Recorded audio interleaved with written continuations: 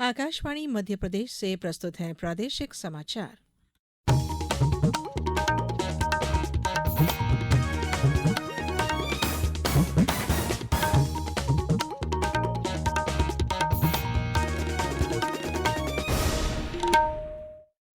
नमस्कार, समाचारों के साथ मैं धारणा सचदेव। सबसे पहले इस बुलेटिन के मुख्य समाचार। प्रधानमंत्री नरेंद्र मोदी के साथ परीक्षा पे चर्चा में भाग लेने के लिए इस वर्ष रिकॉर्ड तोड़ 3.25 करोड़ लोगों ने कराया पंजीयन। आज से 28 जनवरी तक राज्य के हर गांव और शहर में मनाया जाएगा आनंद उत्सव। प्रदेश भर में आज मकर संक्रांति का पर्व पारंपरिक उल्लास के साथ मनाया गया और जबलपुर में नर्मदा नदी के तटों को सरयू नदी की तर्ज पर विकसित करने के लिए शुरू हुआ नमामि नर्मदे प्रोजेक्ट। अब समाचार विस्तार से। प्रधानमंत्री नरेंद्र मोदी के साथ परीक्षा पे चर्चा में भाग लेने के लिए इस वर्ष रिकॉर्ड तोड़ 3.25 करोड़ छात्रों, अभिभावकों और शिक्षकों ने पंजीकरण कराया है। पंजीकरण कराने वालों में विदेशी छात्र भी शामिल हैं, जिससे इसकी वैश्विक पहचान और बढ़ गई है। परीक्षा पे चर्चा का 8वां संस्करण विद्यालय स्तर पर आयोजित किया जा रहा है, जो 12 जनवरी को शुरू हुआ और 23 जनवरी को समाप्त होगा। प्रधानमंत्री मोदी की अनूठी पहल परीक्षा पे चर्चा का उद्देश्य परीक्षा से संबंधित तनाव को कम करना और परीक्षा के अनुभव को उत्साह में बदलना है। प्रदेश में आज से 28 जनवरी तक राज्य के हर गांव और शहर में आनंद उत्सव मनाया जाएगा। पेश है एक रिपोर्ट। आनंद उत्सव में प्रमुख रूप से स्थानीय तौर पर प्रचलित परंपरागत खेलों जैसे कबड्डी, खो खो, बोरा रेस, पिट्ठू, सितौलिया, नींबू दौड़ का आयोजन होगा। वहीं सांस्कृतिक कार्यक्रमों के अंतर्गत लोक संगीत, नृत्य, गायन, भजन, कीर्तन, नाटक और स्थानीय स्तर पर अन्य तय कार्यक्रम होंगे। उत्सव में 50 साल से अधिक आयु वर्ग के महिला, पुरुषों, दिव्यांगों और बुजुर्गों की विशेष सहभागिता सुनिश्चित करने के लिए उनकी अनुकूल गतिविधियों का आयोजन किया जाएगा। उत्कृष्ट प्रदर्शन करने वाले प्रतिभागियों को पुरस्कार भी दिए जाएंगे। संजीव शर्मा, आकाशवाणी समाचार, भोपाल। रक्षा राज्य मंत्री संजय सेठ ने आज कहा कि वर्ष 1971 के युद्ध में सेवा देने वाले पूर्व सैनिक हमारे सशस्त्र सेनाओं की ताकत हैं। 9वें सशस्त्र बल पूर्व सैनिक दिवस के अवसर पर श्री सेठ ने मुंबई में गौरव स्तंभ पर माल्यार्पण किया। श्री सेठ ने कहा कि पूर्व सैनिक भारत के गौरव हैं। उन्होंने कहा कि सरकार पूर्व सैनिकों के कल्याण के लिए प्रतिबद्ध है और पिछले 10 साल में पूर्व सैनिकों और उनके परिजनों के कल्याण के लिए 1,24,000 करोड़ रुपए से अधिक की राशि खर्च की गई है। इस अवसर पर एक रैली का भी आयोजन किया गया, जिसमें 400 से अधिक पूर्व सैनिकों ने भाग लिया। मध्य प्रदेश पश्चिम क्षेत्र विद्युत वितरण कंपनी स्मार्ट मीटर परियोजना में झाबुआ पूर्णतः स्मार्ट मीटर वाला शहर घोषित कर दिया गया है। कंपनी की एमडी सुश्री रजनी सिंह ने बताया कि कंपनी क्षेत्र का खरगोन 100% स्मार्ट मीटर वाला प्रदेश का पहला शहर बना है। इसके बाद 13,700 स्मार्ट मीटर लगाकर झाबुआ जिला मुख्यालय को स्मार्ट मीटरीकृत घोषित कर दिया गया। उन्होंने कहा कि शीघ्र ही रतलाम शहर भी पूरी तरह स्मार्ट मीटरीकृत हो जाएगा। मध्य प्रदेश टूरिज्म बोर्ड और जिला प्रशासन ने बालाघाट के जनजातीय ग्रामीण क्षेत्र टेकाड़ी, केरा और पिपरटोला में 6 होमस्टे स्थापित किए हैं। सांसद भारती पारधी ने इनका लोकार्पण किया। इस दौरान श्रीमती पारधी ने कहा कि इससे ग्रामीण युवाओं और महिलाओं की आय सुनिश्चित हो सकेगी। साथ ही पर्यटन और शोधार्थी ऐसे स्थलों का लाभ लेकर ग्रामीण सभ्यता संस्कृति को करीब से जान सकें। ये समाचार आप आकाशवाणी मध्य प्रदेश से सुन रहे हैं। ये समाचार बुलेटिन YouTube पर Madhya Pradesh news All India Radio channel पर और फेसबुक के साथ ही एक्स प्लेटफॉर्म पर AIR न्यूज भोपाल पेज पर सुने जा सकते हैं। इसके अलावा आप हमारी वेबसाइट newsonair.gov.in पर या न्यूज ऑन AIR ऐप पर भी समाचार सुन सकते हैं। समाचारों में एक बार फिर आप सभी का स्वागत है। प्रदेश भर में आज मकर संक्रांति का पर्व पारंपरिक उल्लास के साथ मनाया गया। प्रयागराज के महाकुंभ में मकर संक्रांति अमृत स्नान के दौरान आज 3.5 करोड़ से ज्यादा लोगों ने त्रिवेणी संगम पर पवित्र डुबकी लगाई। राजधानी भोपाल में मकर संक्रांति का पर्व धूमधाम के साथ मनाया गया।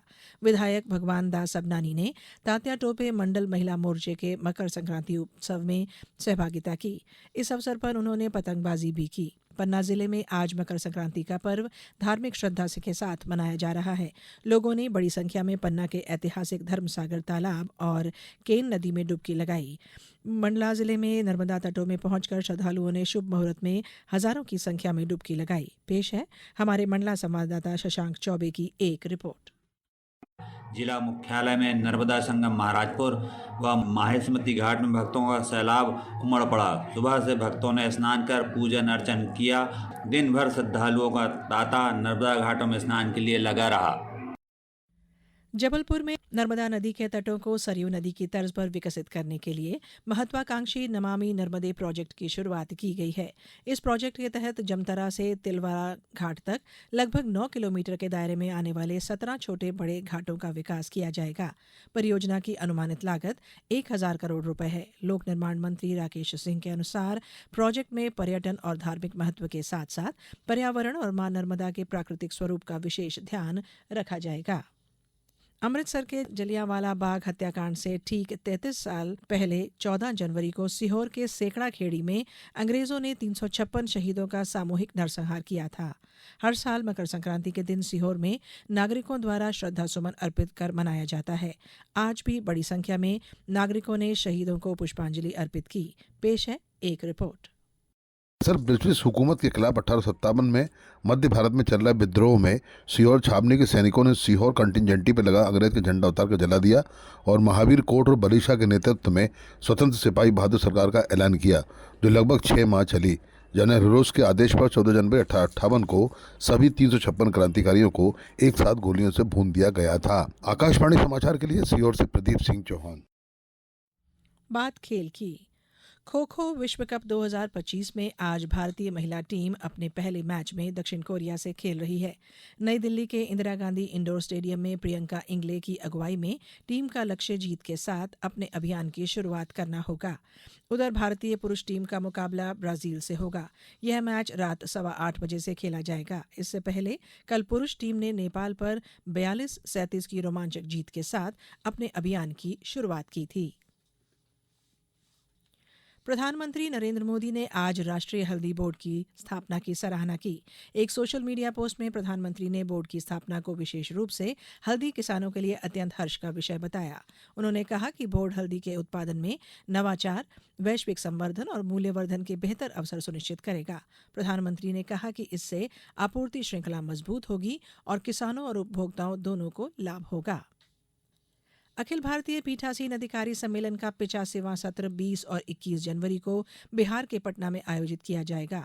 2 दिवसीय कार्यक्रम का विषय भारतीय संविधान की 75वीं गौरवशाली यात्रा पर आधारित है। लोकसभा अध्यक्ष ओम बिरला सम्मेलन की अध्यक्षता करेंगे। सम्मेलन में विधानसभा अध्यक्षों सहित 54 पीठासीन अधिकारी भाग लेंगे और राज्य विधानसभाओं के 31 सचिव भी सम्मेलन में भाग लेंगे। अब कुछ समाचार संक्षेप में। राज्यपाल मंगूभाई पटेल कल शिवपुरी जिले के भ्रमण पर आएंगे और विभिन्न कार्यक्रमों में भाग लेंगे। हरदा में स्वदेशी जागरण मंच द्वारा आयोजित 9 दिवसीय स्वदेशी मेले की शुरुआत कल से मिडिल स्कूल ग्राउंड पर होगी। मेला प्रभारी प्रणव पारे ने बताया कि इस मेले का मुख्य उद्देश्य स्वदेशी वस्तुओं को बढ़ावा देना और स्थानीय कलाकारों को मंच प्रदान करना है।